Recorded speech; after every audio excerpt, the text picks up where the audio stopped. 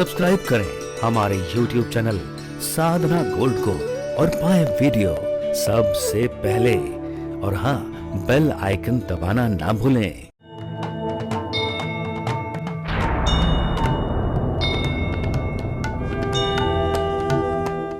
प्रियव्रत ने श्री ब्रह्मा जी की बात को मानकर विवाह किया है। उनके 10 पुत्र और 1 पुत्री का जन्म हुआ है। सारी पृथ्वी पर 11 अवोर्ध वर्ष तक राज्य किया है। सूर्य के पीछे पृथ्वी की 7 परिक्रमाएं की, जिससे 7 समुद्र और 7 द्वीप हुए हैं। उसके बाद महाराज प्रियव्रत अपने पुत्र आग्नेन्द्र को राज देकर वन में चले गए हैं। इनके एक पुत्र एक अप्सरा के प्रति ऐसे आसक्त हुए कि इनके 9 पुत्र हुए। इन्हीं ने जम्बू द्वीप 9 वर्ष बनाकर अपने पुत्रों को दिए। इनके पुत्र नाभि ने मेरु देवी से विवाह किया, जिनसे ऋषभ देव जी का प्राकट्य हुआ है। ऋषभ देव जी को हमारे धर्म ग्रंथों के अनुसार भगवान का अवतार माना जाता है, लेकिन कुछ जैन धर्म के अनुयायी ये मानते हैं कि ऋषभ देव जी जैन धर्म से संबंध रखते हैं। लेकिन हम सभी जानते हैं कि जैन धर्म को स्थापित हुए कितना समय व्यतीत हुआ है, और जो कथा आप सुन रहे हैं वो कथा आज की नहीं, पुरातन कथा है।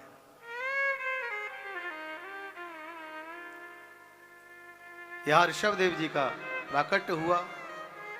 ऋषभ देव जी के 100 पुत्र हुए हैं, जो कि 81 पुत्र ब्राह्मण बने, 9 के 9 द्वीप के राजा बने और 9 योगेश्वर बने। इन्होंने ही खेती करना सिखाया, खेती कैसे करते हैं,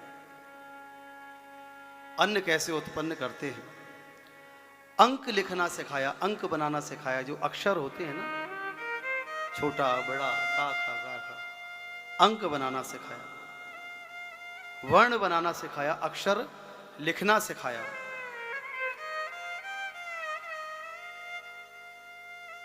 ऋषभ देव जी ने ही मानवों को चलना सिखाया है कि चला कैसे जाता है, रहना कैसे चाहिए, खाना कैसे चाहिए। ये ऋषभ देव जी ने मानव को सिखलाया।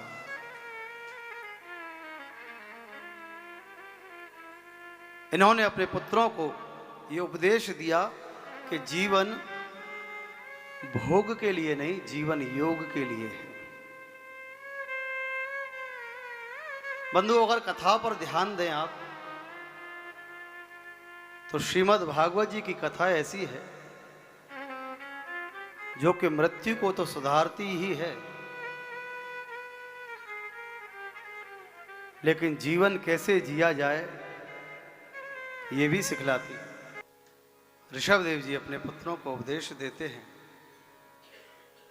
कि ये जीवन भोग के लिए ही, ये जीवन योग के लिए है।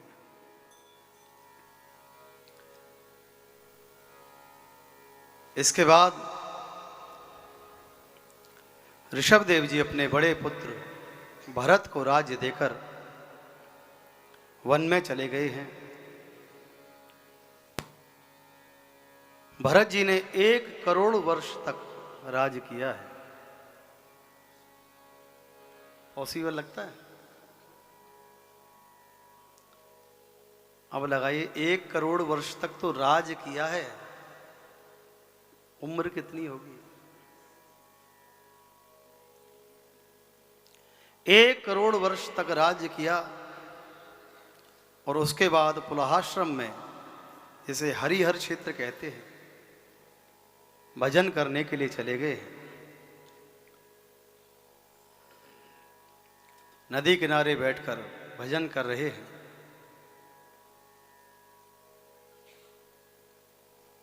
तभी वहां पर क्या देखते हैं कि एक गर्भिणी हिरणी उस नदी से जल पी रही है। पीछे से आया एक शेर और जोर से उसने दहाड़ लगाई। डर के मारे उस हिरणी ने नदी को इतनी जोर से छलांग लगाकर पार किया कि उसका जो गर्भ था, उस गर्भ का बालक उस नदी में गिर पड़ा।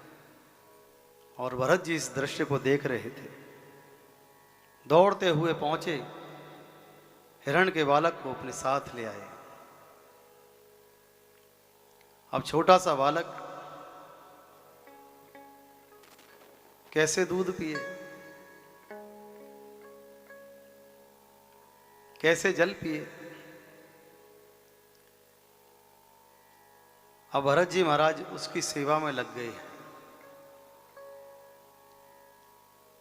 आए थे हरि भजन को, ओटन लगे कपास। राजपाट छोड़कर क्यों आए? वन में जाएंगे, भजन करेंगे। श्री धाम वृंदावन क्यों आए? धाम में जाएंगे, भजन करेंगे। हरिद्वार गए, क्यों गए? धाम में जाएंगे, भजन करेंगे। और धाम में आने के बाद घर में 2 पुत्रों को छोड़कर आए और यहाँ चेले बना लिए 10,000। अब उनका खर्चा चलाने के लिए, महाराज आश्रम को चलाने के लिए जगह जगह घूम रहे हैं।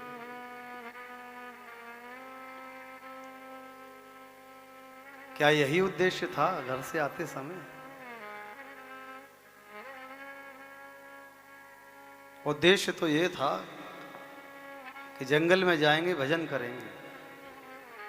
लेकिन हिरण के बच्चे की सेवा करने में लग गए। और सेवा करते करते करते करते उस बच्चे में उनकी इतनी आसक्ति हो गई कि अब उसके बिना रहा नहीं जाता। हिरण का बच्चा भी जब भजन करने बैठे तो पीठ पर आकर अपने सींग से बार बार खुजाता है, कभी कुछ करे कभी कुछ करे। आसक्ति हो गई। एक दिन बहुत सारे हिरण का झुंड आया और वो हिरण का बच्चा उस झुंड में मिलकर चला गया।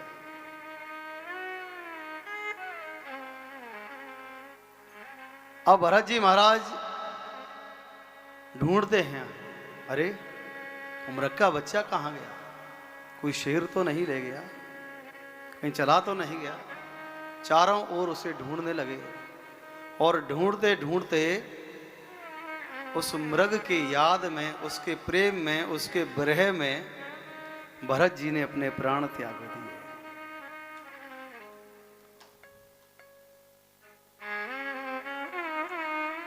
अंतमति सुगति। हिरण में मोह फंसा हुआ था। भरत जी का अगला जन्म भी हिरण का हुआ है। लेकिन भगवत कृपा से ये याद है कि मैं पूर्व जन्म में भरत था।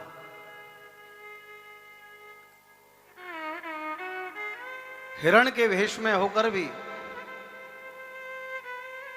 संसार से आसक्ति नहीं रही और उस देह को जब त्यागा